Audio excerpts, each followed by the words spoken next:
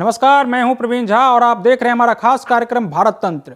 भारत तंत्र के इस एपिसोड में हम बात करेंगे भारत के ब्यूरोक्रेसी के बारे में कि क्या भारत की ब्यूरोक्रेसी की हालत इतनी खराब हो गई है कि प्रधानमंत्री तक को लोकसभा में यह कहना पड़ रहा है कि क्या सारे काम बाबू ही करेंगे। यानी आप समझिए कि भारत में ब्यूरोक्रेसी की स्थिति क्या हो गई है, क्या इसमें भी अब सुधार की जरूरत है। और इसी पर बात करने के लिए इस वक्त हमारे साथ जुड़ रहे हैं चिंतक हैं, विचारक हैं और राष्ट्रीय सुरक्षा विशेषज्ञ भी हैं जितेंद्र कुमार जी। जितेंद्र जी, आपका बहुत बहुत स्वागत है पंजाब केसरी टीवी पर। धन्यवाद प्रवीण जी। सर, सबसे पहला और ये छोटा सा सवाल यही है कि क्या भारत की ब्यूरोक्रेसी इतनी दयनीय स्थिति में पहुंच गई है कि प्रधानमंत्री को लोकसभा में यह कहना पड़ रहा है। आप प्रधानमंत्री के इस बयान को कैसे देख रहे हैं? देखिए, भारत की ये जो ब्यूरोक्रेसी बनाई गई थी वो एक कॉलोनियल पावर ने बनाई थी कि उनके जरिए वो पूरे देश को कंट्रोल कर सकते हैं। इस ब्यूरोक्रेसी का मकसद हरगिज़ नहीं था कि देश की एस्पिरेशन को एड्रेस करना, देश के विकास को एड्रेस करना। आज़ादी के बाद ये हो गया है कि ये ब्यूरोक्रेसी, खास करके कुछ सर्विस में उन लोगों से, मेरे मित्र हैं उसमें, उनसे मैं माफ़ी चाहता हूँ कि उसमें बहुत बेहतरीन लोग हैं, बहुत अच्छे लोग हैं, लेकिन एक इंस्टीट्यूशन के रूप में ब्यूरोक्रेसी एक कार्टेल बन गई है कि ये ऐसी कार्टेल बन गई है जो देश की प्रगति में बहुत बड़ी बाधक हो गई है। देखिए, हर एक जगह जो प्रधानमंत्री जी का कहना रहा कि एक ही आदमी हर काम कर रहा है, कल आज आप मेला देख रहे हैं तो कल आप नेशनल सिक्योरिटी देख रहे हैं, डिफेंस प्रोडक्शन देख रहे हैं तो परसों कुछ और देख रहे हैं। ये संभव नहीं है। यह 18वीं शताब्दी की मॉडल का ब्यूरोक्रेसी है जो एक कॉलोनियल पावर के लिए तो सूट करता था, लेकिन एक आज़ाद देश में ऐसे ब्यूरोक्रेसी की कोई आवश्यकता नहीं है। आज जो है आपको आना चाहिए, एकदम नीचे से आना चाहिए, लीडरशिप बिल्ड कीजिए, स्किल बिल्ड कीजिए, उसके बाद आइए। ब्रिटेन ने जिसने लगाया, ब्रिटेन में जानते हैं सारे लोग या तो हर मैजिस्ट्रेट ये गवर्नमेंट में क्लार्क के रूप में ज्वाइन करते हैं, या जो लोग लैटरली ऊपर से आते हैं तो उनकी भी क्राइटेरिया बड़ी वेल डिफाइंड होती है और आपके स्किल के बेसिस पे, आपके परफॉर्मेंस के बेसिस पे, आपके विजन के बेसिस पे, जो बहुत ही साइंटिफिक है, उसके आधार पे आप आगे जाते हैं। हमारी ब्यूरोक्रेसी अभी भी 18वीं शताब्दी में है और ये 18वीं शताब्दी में आने के बाद एक और बुरी बात हुई है कि इसका एक छोटा सा तबका इतना ज़्यादा पॉइजनस हो गया है कि वो अपने आप में एक कार्टेल बन चुका है। सर, भारत के पहले प्रधानमंत्री पंडित जवाहरलाल नेहरू ने भी यह कहा था कि मुझे मलाल है कि मैं भारत के ब्यूरोक्रेसी में सुधार नहीं कर सका, और अब प्रधानमंत्री नरेंद्र मोदी का भी बयान आता है। क्या आपको लगता है क्या कि भारतीय ब्यूरोक्रेसी का, यानी इनके नौकरशाहों का कॉकस इतना बड़ा है कि उसको कोई छू नहीं पा रहा है? और क्या अब लगता है आपको कि इसमें अब सुधार की जरूरत है? देखिए, हर कॉकस बहुत मजबूत होता है और जब भी जो ऐसे कॉकस आते हैं तो उनके बहुत से बाहर की, यहाँ की, वहाँ की विजिबल इनविजिबल पावर्स मिल जाती हैं। तो जिस ब्यूरोक्रेसी में शुरू से ही पता रहता है कि कौन कहाँ जाएगा और कहाँ पे रहेगा, तो बहुत सी बाहर की ताकतें हैं, जो ऐसी ताकतें जिसका मैं यहाँ जिक्र नहीं करना चाहूँगा, कि वो ऑलरेडी इसमें डायरेक्टली इनडायरेक्टली अपने लोगों को प्रमोट करती हैं, देखती हैं, और इसकी वजह से, जैसे हमने पिछले दफ़े राजनीतिक दलों के बारे में कहा, ब्यूरोक्रेसी के इस ढांचे से भी रूल ऑफ लॉ में बड़ी दिक्कत है। लेकिन ब्यूरोक्रेसी में चूंकि पढ़े लिखे लोग आते हैं तो उसमें बहुत सारा सब तबका अभी भी है जो काफ़ी साफ सुथरा है, कुछ ठीक करने की कोशिश करता है। लेकिन क्यों इतना बड़ा देश कुछ लोगों के अच्छे इंटेंशन पर डिपेंड करे?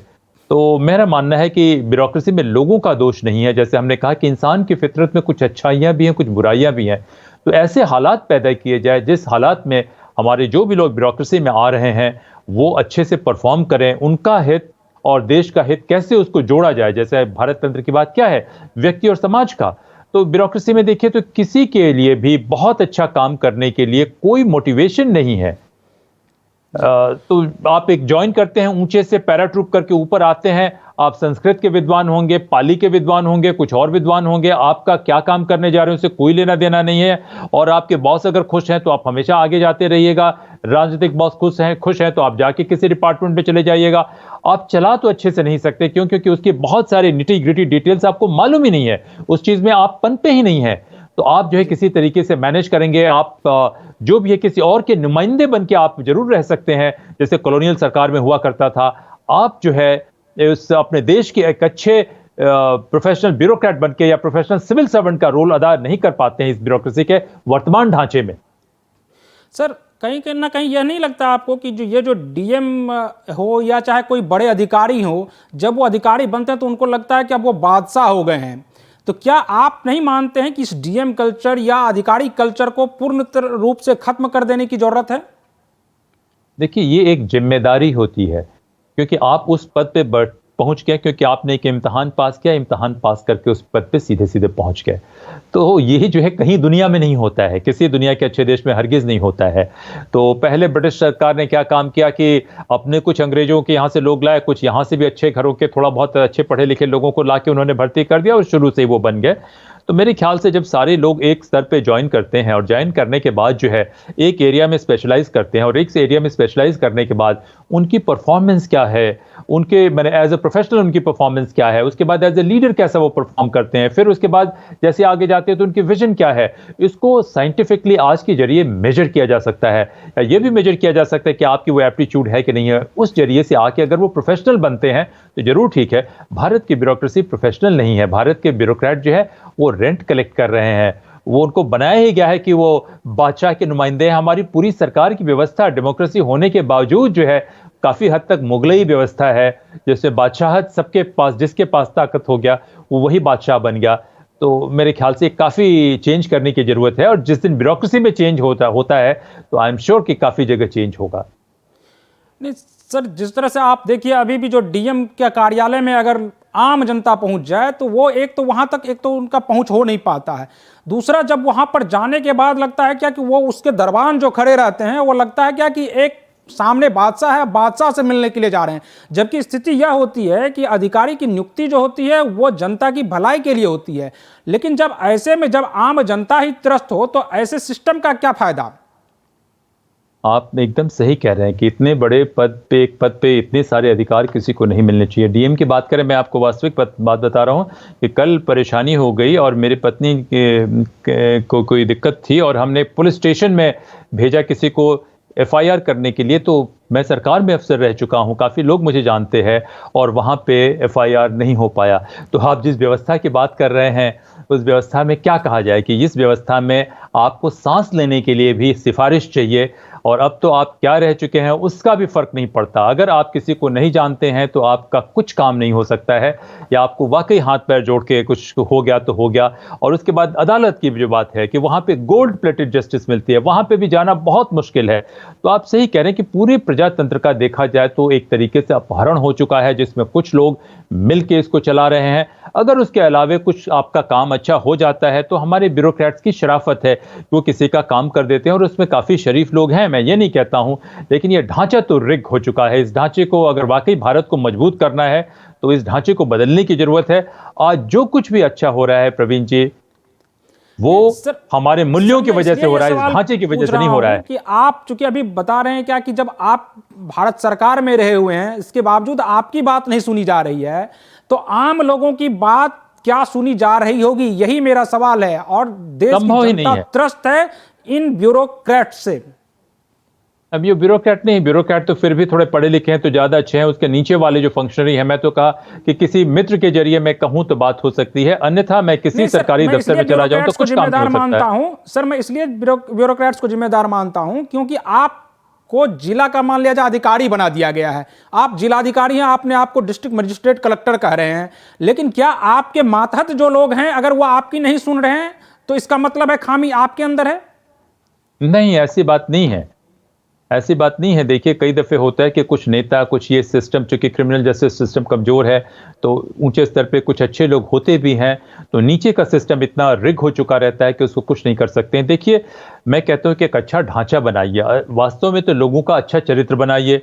कि हमारी तो व्यवस्था ये थी ना कि सरकार पुलिस की जरूरत ही नहीं होती थी। जो अगर मौर्य काल की या प्री मौर्य काल की आप बातें कहें कि पुलिस की भी जरूरत नहीं होती थी, अब लोग चोरी ही नहीं करते थे। तो खैर वो एक आदर्श है जो संभव नहीं है। तो मैं कहता हूं कि पूरा ढांचा एक ऐसा होना चाहिए और उस ढांचे में हम ब्यूरोक्रेट को टारगेट करके उन्हें नहीं दोष दे सकते हैं। उनमें बहुत ही अच्छे लोग हैं जिनकी नीयत अच्छी है, वो बहुत अच्छा काम करना चाहते हैं, लेकिन ढांचा ऐसा बना दिया गया है जिसमें काम संभव नहीं है। तो मैं सोचता हूं कि ब्यूरोक्रेसी में जब तक, जैसे मैंने कहा, रिक्रूटमेंट से लेके, ट्रेनिंग से लेके, इंसेंटिव से लेके यहां तक ये नहीं मिले और उनको ऑटोनॉमी मिले।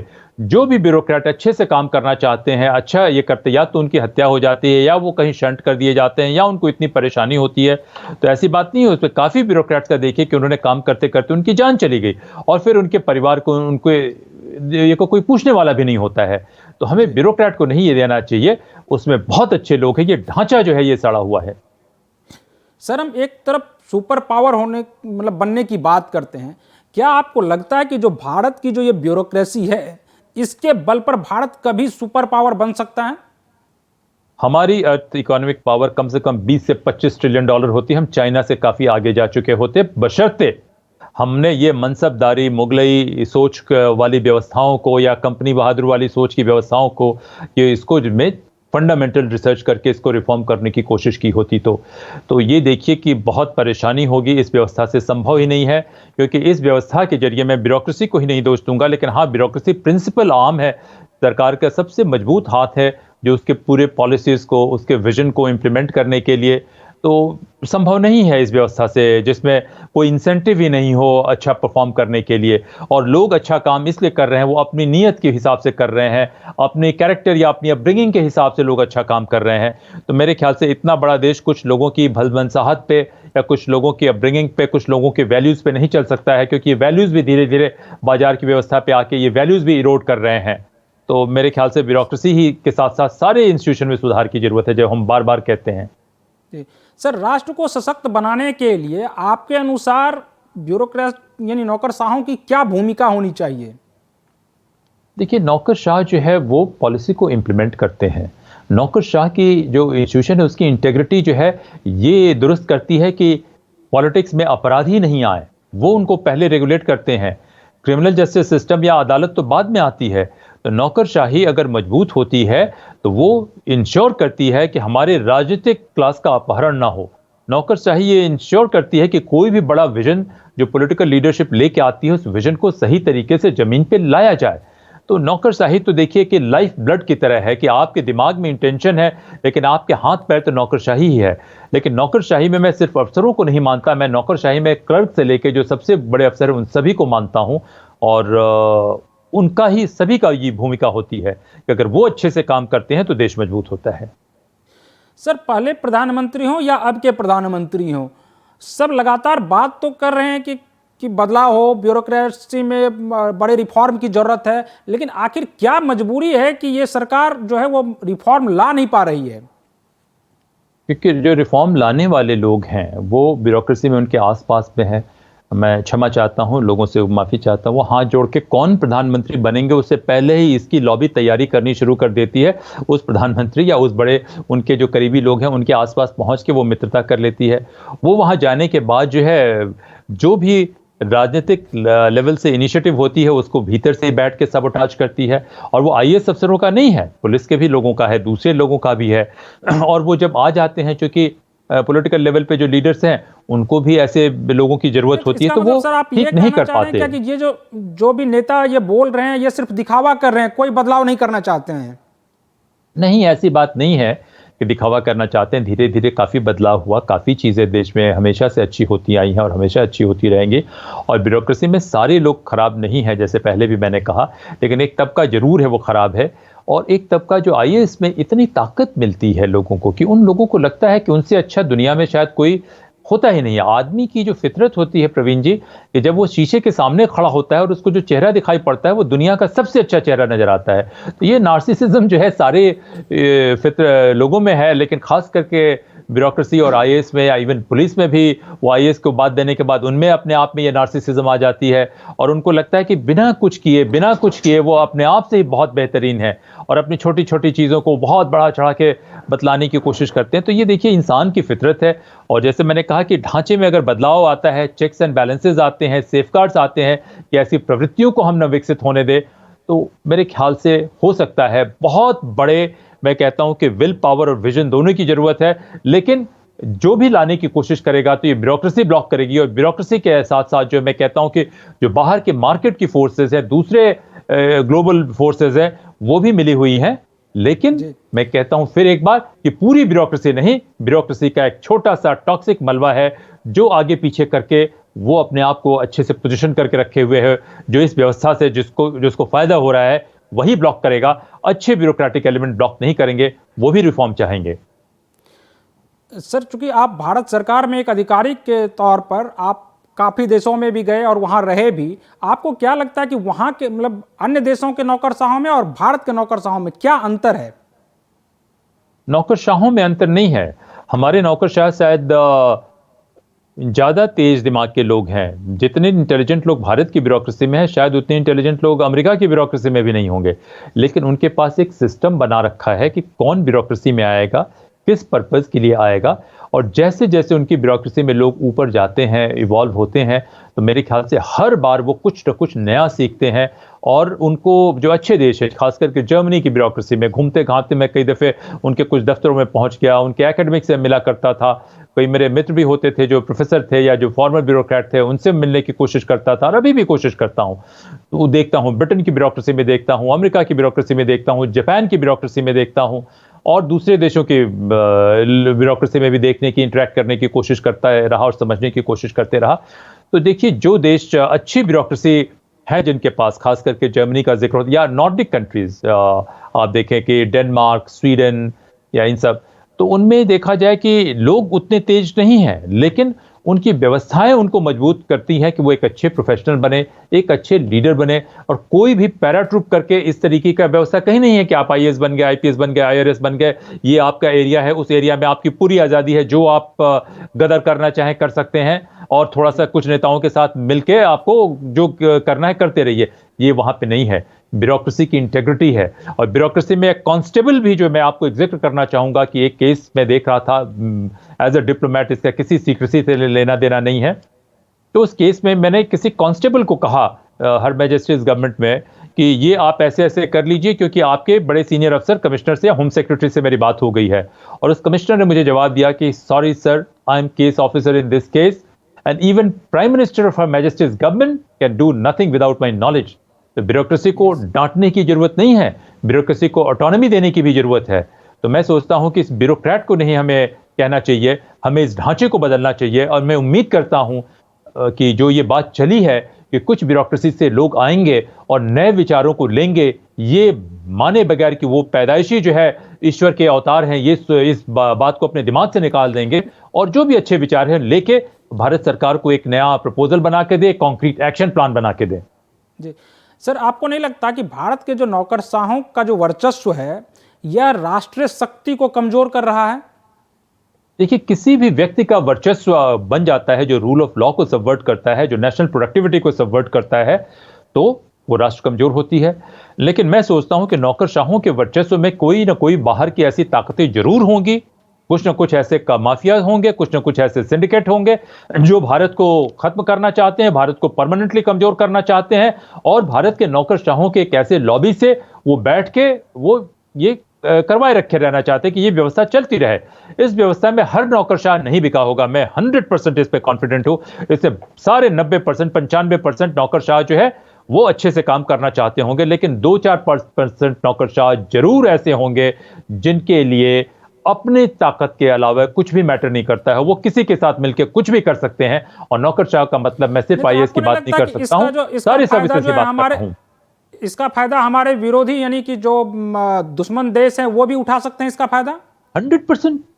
जैसे आपको कई दफे मैंने कहा कि जैसे मैं एक खास एरिया में कहता हूं, अब क्या मैं कहूं, बहुत सारी बात मुझे जानकारी है जिसका मैं जिक्र नहीं करना चाहता हूं, कि भारत के कितने अफसरों के सैकड़ों करोड़ों रुपए की इन्वेस्टमेंट जो है दुनिया के बाहर के देशों में है। भारत के कितने अफसर हैं जिनके बारे में देखिए, ये हम डी कंपनी की बात करते हैं जो आईएसआई का एजेंट मानते हैं, क्या बिना पुलिस के अफसरों के मिलीभगत के ये ऑपरेट कर सकते हैं? हरगिज नहीं। उसी पुलिस में से ही जो अफसर काम करना चाहते हैं, जो देश के लिए काम करना चाहते हैं, उनके लिए कोई सुरक्षा कुछ भी नहीं है। उनको ये मिल के गलत साबित कर देंगे और खत्म कर देंगे। तो देखिए, ये बाजार है, बस बाजार में इंस्टीट्यूशन को इसलिए बना के रखा जाता है कि बाहर की ताकतें आपके इस इंस्टीट्यूशन को भ्रष्ट न कर दें। तो सिर्फ नौकरशाह नहीं, ये जो क्रिमिनल जस्टिस सिस्टम का जो वर्तमान ढांचा है, राजनीतिक दलों का ढांचा है, नौकरशाही का ढांचा है, जो कॉर्पोरेट का ढांचा है, उस तमाम ढांचे में कुछ ना कुछ इसको कैसे करके इसका कैसे उपयोग किया जाए, कैसे इसको एक्सप्लॉइट किया जाए, ये हमारे दुश्मन सोचते रहते हैं। सर, अगर आखिरी और छोटा सा सवाल है कि अगर तो एक साथ तो कोई बदलाव किया नहीं जा सकता है, पूरा परिवर्तन हो नहीं सकता। अगर छोटे छोटे परिवर्तन किए जाएं तो यह संभव है। तो आपके अनुसार क्या वो परिवर्तन कहां से शुरू हो? देखिए, ये सही है कि हम एक कदम में, एक दिन में तो दुनिया नहीं बदल सकते, हमें तो स्टेप बाय स्टेप जाना होगा। लेकिन स्टेप बाय स्टेप जाने के लिए मैं नहीं कहता हूं कि एक चीज़ पे ध्यान देने की ज़रूरत है, हर जगह हमें ध्यान देने की ज़रूरत है। जैसे अब मैंने कहा कि ब्यूरोक्रेसी में, इंडोक्रेसी में भी मैंने लिखा हुआ था कि ब्यूरोक्रेसी में ध्यान देने की ज़रूरत है, बहुत ज़रूरी है। क्रिमिनल जस्टिस सिस्टम में ध्यान देने की ज़रूरत है, एजुकेशनल इंस्टीट्यूशन में ध्यान देने की ज़रूरत है, हेल्थ केयर में ध्यान देने की ज़रूरत है। तो इन तमाम चीज़ों में ध्यान देने की ज़रूरत है। लेकिन जब ब्यूरोक्रेसी और judicial system, criminal justice system, इन दो चीज़ों पे हम ध्यान देते हैं तो 90% समस्याएं कंट्रोल में आ जाएंगी। लेकिन इसको रिफॉर्म करने के लिए जो हमारे विदेशी दुश्मन हैं, जो बाहर की ताकतें हैं, वो इसमें रिफॉर्म नहीं होने देंगी। क्योंकि कंपनी के राज में कितना बाहर की ताकतों ने लूटा उसका तो हमें जानकारी नहीं है, लेकिन आज़ाद भारत को कितना लूटा गया है उसकी कोई कैलकुलेशन हुई नहीं। आप बहुत बहादुर व्यक्ति हैं और मेरा तो सिर पहले से ही घुमा हुआ है, तो हम दोनों मिलकर ये बात कर रहे हैं, पता नहीं कितने लोगों को के पास ये बात जाए। अगर ये ढांचे मजबूत रहते तो मैं कहता हूं कि भारत की अर्थव्यवस्था 20 से 25 ट्रिलियन डॉलर होती। हम चाइना से कम 1.5 गुना आर्थिक रूप से मजबूत होते। और ढांचे से ही नहीं होता, क्योंकि हमारा कैरेक्टर बड़ा अच्छा था, हमारे पुरातन मूल्य थे, अब वो मूल्यों पर भी अटैक होना शुरू हो गया है और उसी वजह से मुझे चिंता हो रही है। प्रवीण जी, सर आपका बहुत बहुत शुक्रिया पंजाब केसरी से बात करने के लिए। तो हम अपने इस एपिसोड में बात कर रहे थे भारत के ब्यूरोक्रेसी में किस प्रकार से परिवर्तन लाया जाए, इस पर। आगे हम किसी और विषय पर भी बात करेंगे अगले एपिसोड में।